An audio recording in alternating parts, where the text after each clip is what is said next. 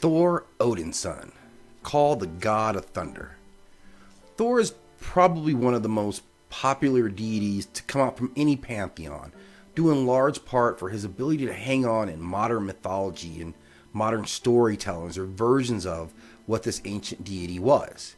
He is, of course, classified a god, one of the Aesir, or the Asgardian pantheon of deities, and he himself is associated with thunderstorms and lightning, but also fertility, and he was a deity that men looked to for problems with their marriage or to protect their herd or their crops. So he was a very male-oriented deity in that type of protection.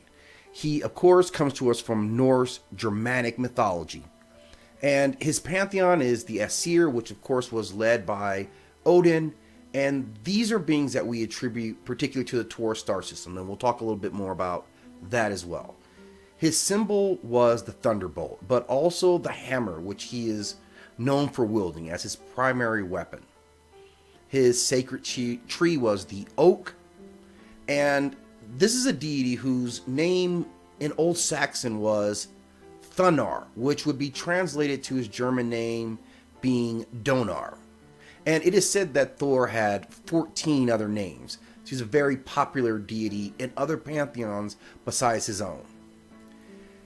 Talking about his pantheon, or specifically his race, these were the Aesir, who are called the Asgardians, and they are linked to the Taurus star system, and particularly the star Asagar, which is supposed to be their home star, which they shared with the Vanir, who were also a very old and advanced species or race of creatures as well. They had gone to war with this group and then later made peace with them. And the Vanir themselves are linked to mythologies of the Pleiadians. His father is Odin, who is seen as the Allfather and the king of the Asgardians. And his tale is that he overthrew, again, the battle against giants. And a lot of mythology, or at least Germanic, reflects a battle against giants. Odin overthrows the giants with his brothers and establishes a new kingdom as the Asgardians. And Thor's mother, interestingly enough, is not a god or a goddess herself. She is Jorde, who was the personification of the earth spirit.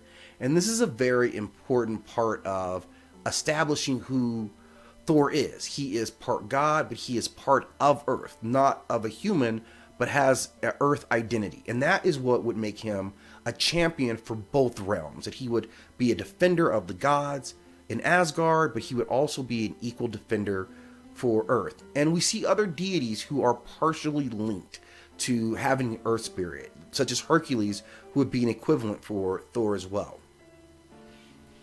Thor was, outside of being this massively powerful deity who could innately control lightning and thunder, he also had the benefit of several magical weapons that were oftentimes brought to him by the dwarves, who were the great weapons maker for the Asgardian.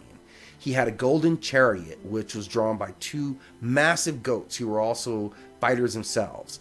And the goats, who were powerful creatures, had names that translated to mean Toothgnasher and Toothgrinder. And they carried all of his weapons in this magical cart. He also used these goats for food. Thor was known for his massive appetite. And one of the abilities that these two goats had was that they could regenerate overnight after being killed and eaten by Thor, as long as their bones remained undamaged. So that was a gift that Thor had. They could transport him, they would fight with him, and he could eat them as well. He also possessed a magical belt, which doubled his already massive strength. And that's what he used in his biggest battles against the Midgardian serpent, that he made that leap in strength. But he was most famously known for his throwing hammer, which is named Mjolnir.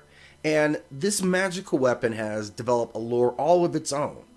It was said to be crafted from the heart of a dying star and infused with great magic. Again, this is built or made by the dwarves, who were the great weapons builder of that cosmology. And the hammer is enchanted so that it will always hit its mark and always returns to his hand.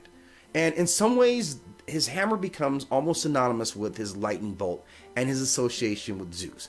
Zeus also had a lightning bolt that always hit its mark and always regenerated in his hand. So a little different, but kind of the same ideology for two deities who are so closely tied together in their representations. In the Edda, which is the big book of Norse Germanic mythology, Thor is mentioned several times. He is a primary figure in this cosmology and described as being the strongest of the gods, who plays a protector role, protecting both the gods and humans against the ever-present threat of giants. And that remains a key focus of what his mission in life was, fighting back the forces of giants, which we can see comparable in Greek or Roman mythology in the tales of the Titans, which started with Zeus's rebellion against the Titans, and continuing battles, Titans or giants always being the threat in that world. And we don't have to go far to go to Abrahamic beliefs to see the battle against giants that existed there as well. At Ragnarok, which is seen as, or prophesied as, the twilight of the gods, Thor dons his great belt and his hammer and his iron gloves and slays the great Midgard serpent, but himself dies as a result of the poisons that were inflicted on his body by this great snake demon. The Romans took him as being the equivalent to Hercules, and he was also equated to Zeus as well, both for their attributes of controlling lightning and thunder, but also in the role as the conquering warrior going against the great titans. That was the fundamental battle that we saw from Zeus and from Thor and many others who were deified or seen as protectors of the earth. What we also see from Thor is the association with other lightning deities or thunder gods or storm gods, which would include Indra of Buddhist belief systems, and in some instances, Set of Germanic beliefs. We can gain a lot by studying different mythologies and how they represented either forces of natures or ideas and thoughts. And that's what we get when we dive into some of the Germanic beliefs. How does their interpretation of the world differ from people who grew up in the West? It's also important to note that Thor's sacred day is Thursday, which casts into very stark realism that they have influenced the world to such that we carry their names on our calendars. Even though we forget it every single week, we are paying homage to the man who wielded thunder, who was the protector of gods and humans, and would sacrifice himself to destroy the great serpent demon that threatened all existence. And that is Thor. And we should be thankful for his presence, and today, being Thursday, marks a great day to show reverence for him. Thank you again for stopping at Now Chronicles as we take a look at mythologies and attempt to unravel the threads and fibers of storytelling that unite all of us. As always, we ask that you like and subscribe.